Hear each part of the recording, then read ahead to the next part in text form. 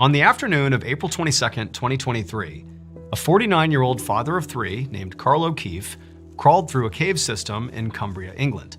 He was on his hands and knees, shuffling his way forward, and the only light that guided him through this tight, small tunnel was the headlamp on his head. Carl was an adventurer.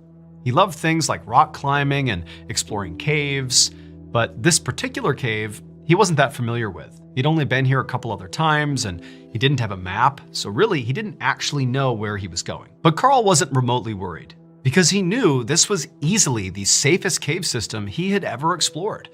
In fact, this place was so safe that often people showed up with their kids and let them run around freely with no fear they were going to get hurt. And so Carl continued crawling through this tunnel, and eventually he reached this T intersection where he just had to choose between going right and left.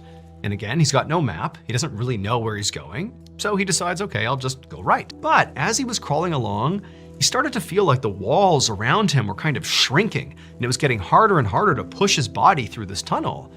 And then finally, when it felt like it was so tight around him and it was getting so claustrophobic that maybe he should just turn around, he reached a dead end.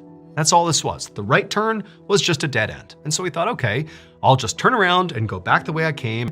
But he was too physically big to get his lower half to complete the U-turn.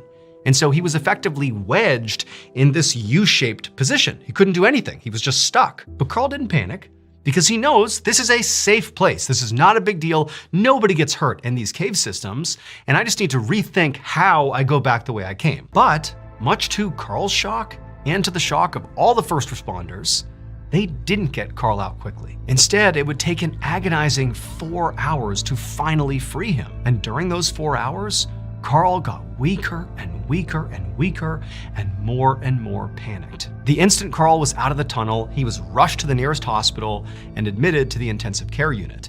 And there, they would discover he had suffered all these extensive crush injuries from being in that position for so long, despite heroic efforts by medical staff to try to save Carl. Ultimately, he would die 8 days later from those injuries.